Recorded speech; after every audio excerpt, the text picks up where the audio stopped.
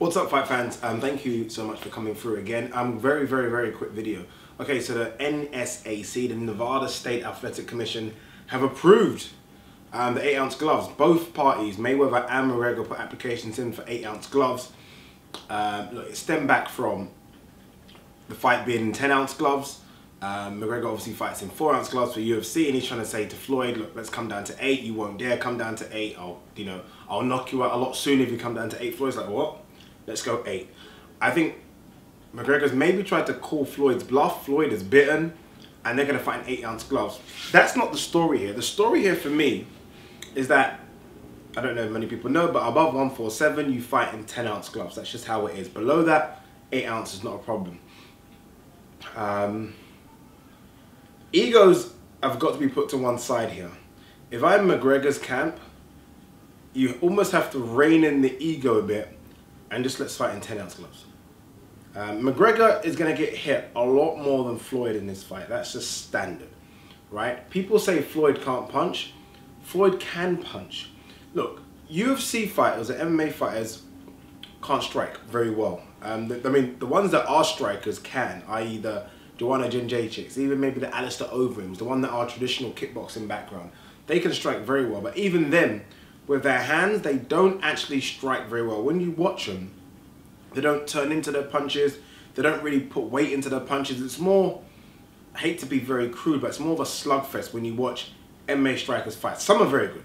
But again, even the ones that are good, like are perceived to be very good, like maybe, who's perceived? Junior Dos Santos or Anderson Silva. When you compare how they strike in terms of their technique to boxers, very different. A boxer's technique in punching is completely different from MMA's technique in punching, and it's more because boxer doesn't have to worry about getting taken to the ground, being kicked. So their punching is very much a different style. What I'm trying to get at here is that Floyd can hit for a boxer. Floyd can hit, and if Conor thinks that he's been tagged by an MMA guy and that means that he's got a great chin because he's not gone down, believe you me, the MMA guy is not putting full force into those punches. It's just, they can't because their technique doesn't allow them to. So for Conor's ego to say, okay, Floyd, let's go down to 8 ounces, it's risky.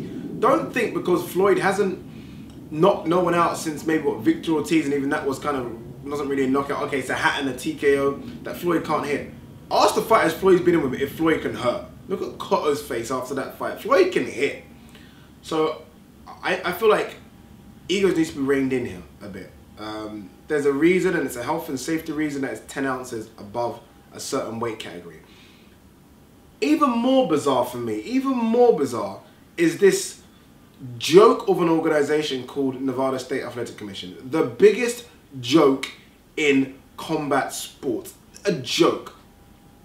So first of all, they've allowed someone that has never ever had a boxing match professionally to fight a guy that is considered one of the best fighters of all time, and right now the pound for pound #1, a guy that's never been beaten. How they can even sanction this is unbelievable. Let's understand it. How can this be sanctioned? How can it be sanctioned? It's unbelievable this is even allowed. Their reasoning for sanctioning this fight was, we saw how Conor McGregor did in the stand-up against Nate Diaz, who has sparred a few times against Andre Ward, and we realized if he can handle himself against Nate Diaz, then he's okay. What? That's the reasoning? Alright, so, okay, you do that. Then, you allow them to do 8-ounce gloves. Now, I wish Conor all success in the future, but let's, and I hate to do this, but let's think the worst. Let's say if Conor is really hurt in this fight. I mean, like really hurt. And I pray to God it isn't, touch wood. What if he's really hurt in this fight? Who do you look at to blame? Do you blame his trainers, managers, UFC, Dana White? Do you blame himself? No. You blame the Nevada State Athletic Commission for even allowing, for A, this fight to happen, and for B, allowing their egos to get the better of them and allow these guys to fight in 8-ounce gloves. Who are you, Nevada State Athletic Commission? What a joke. What a joke of an organization. And money talks, obviously, and I don't know what they're pocketing on the side, but this is BS. And it's another sign of how, if you have money in boxing especially, anything's possible. Anything is possible, and this is proof of it. You allow the fight to even happen, and then you allow the fighters to fight in 8-ounce gloves. Good on you.